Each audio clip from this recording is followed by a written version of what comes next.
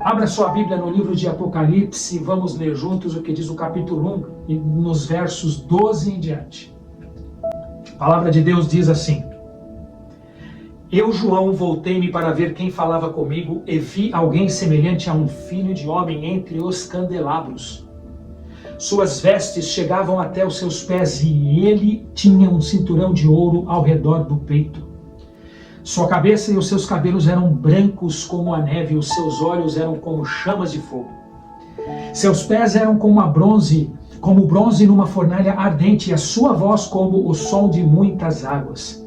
Tinha na sua mão direita 7 estrelas, e de sua boca saía uma espada afiada de 2 gumes. Sua face era como o sol, quando brilha ao meio-dia. Essa é a descrição de Jesus, feita por João, que escreveu o livro de Apocalipse. João, nesse momento, estava tendo uma visão, e ele descreveu como Jesus se apresentou para ele nesta visão. Mas preste atenção. A ira de Satanás aumentará à medida que o seu tempo encurtar e sua obra de engano e destruição alcançar o seu clímax.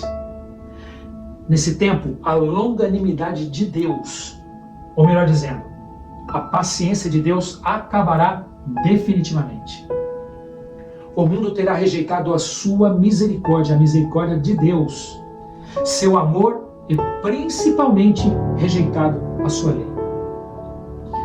Você sabia que seremos julgados por essa lei que o mundo irá rejeitar?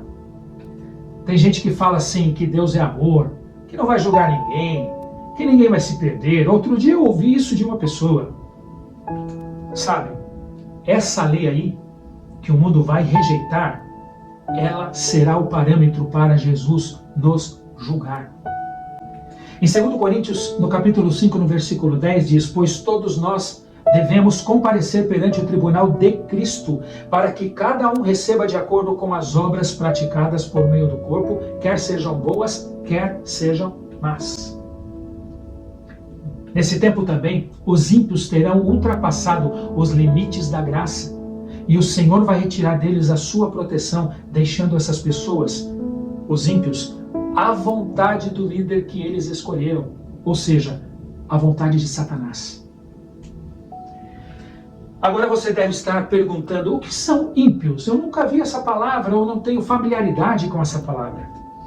Ímpios são todos aqueles que rejeitaram a Cristo, que não ficaram ao lado de Jesus ao longo de sua vida. E como ato culminante do grande engano de Satanás sobre essas pessoas, os ímpios, ele se passará por Cristo antes do verdadeiro Cristo voltar à Terra. A igreja há muito tempo tem esperado o advento de Jesus, e isso é a maior esperança do crente hoje. Ou pelo menos deveria ser, né? Dessa maneira, o grande enganador Satanás fará parecer que Cristo veio em várias partes da terra, realizando o grande desejo do mundo cristão. Satanás se manifestará entre os homens como um ser majestoso com um brilho deslumbrante, bem semelhante à descrição do Filho de Deus, dada por João em Apocalipse, no capítulo 1, que lemos agora no início. A glória com que ele, Satanás, aparecerá será tão grande que olho humano nenhum já contemplou. Em todos os lugares acontecerá a aclamação de triunfo: Cristo veio! Cristo veio! Pode você imaginar uma coisa dessas? O povo se prostrará em adoração diante dele. Enquanto ele erguer as mãos, o povo estará em adoração diante dele. Em um determinado momento ele vai erguer as suas mãos e sobre o povo ele vai pronunciar uma bênção, assim como o verdadeiro Cristo abençoava os seus discípulos quando estava aqui na terra. Sua voz, a voz de Satanás, será meiga e branda, cheia de melodia. Em tom manso e compassivo, ele apresentará algumas das mesmas verdades celestiais e cheias de graça que Jesus proferia quando estava aqui na terra. Ele curará as doenças do povo, então assim ganhará milhões para o seu lado. Então, se passando por Jesus, ele vai alegar ter mudado suas leis, os mandamentos de Deus, que são imutáveis. Ele irá alegar que alterou, por ocasião de sua ressurreição, o dia de descanso que Deus pediu para nós observarmos e lembrarmos. Você não sabe que lei é essa? Então vai lá em Êxodo, capítulo 20, e dá uma lida em todo o capítulo para você conhecer, porque aqui no vídeo, infelizmente, nós não vamos conseguir ler todo o capítulo. Em 2 Coríntios, no capítulo 11, no versículo 14, diz assim: isso não é de admirar, pois o próprio Satanás se disfarça de anjo de luz. Se Satanás se disfarça em anjo de luz, ele também se disfarçará de Cristo antes da volta de Jesus. Ele, Satanás, se passando por Cristo, irá alegar que todos aqueles que teimarem em não observar essa mudança, principalmente o dia de descanso pedido por ele, estarão blasfemando do seu nome. Satanás perceberá que está prestes a perder a sua causa. Ele não poderá iludir o mundo inteiro com esse engano e essas aparições. Ele fará um último e desesperado esforço para vencer aqueles que se mantiverem fiéis à palavra de Deus. Para todo mundo, ele aparecerá como se fosse o próprio Jesus. Ele tem poder para fazer isso. Aparecerá a seus seguidores iludidos. E o mundo cristão que não manteve o amor à verdade de Deus, ou seja, a Bíblia como um todo, e não somente uma parte dela, será completamente enganado. Além de se proclamar o Cristo, ele será aceito como tal. Um ser belo, imponente, revestido de majestade, com voz suave, palavras agradáveis e uma glória não superada por ninguém que olho humano nunca viu. Aqueles que não tiraram tempo para estudar hoje a palavra de Deus serão completamente levados ao engano. Como eu disse há pouco, seus seguidores dirão: Cristo veio pela segunda vez. Nós há tanto tempo aguardávamos ele e ele voltou. E os santos? Aqueles que são o verdadeiro povo de Deus, o que vai acontecer? Os santos, o verdadeiro povo de Deus, estará observando tudo isso com espanto. Eles também serão enganados? Eles também adorarão a Satanás? É a pergunta que fica. É lógico que não.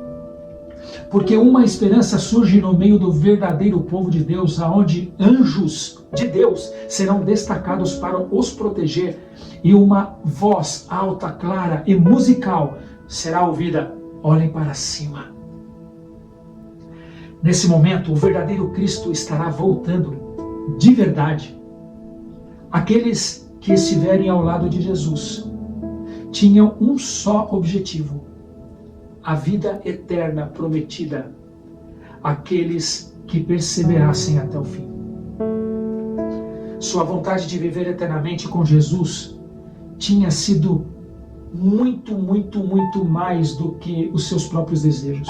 Tinham sido fervorosos e cheios de ardente desejos pela causa de Cristo. Você tem sentido isso por Jesus? Não?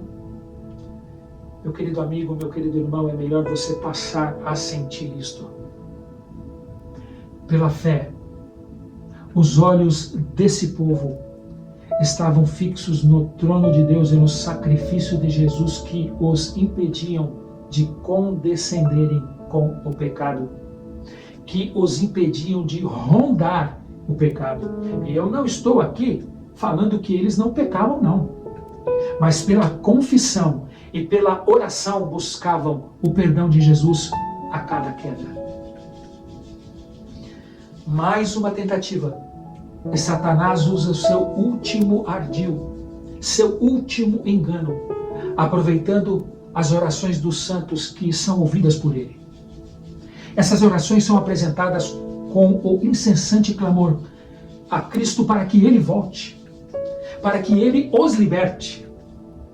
E Satanás, ouvindo essas orações, As orações dos santos, em sua última estratégia, personificará, ou melhor dizendo, se passará por Cristo, para que os santos pensem que as suas orações foram ouvidas.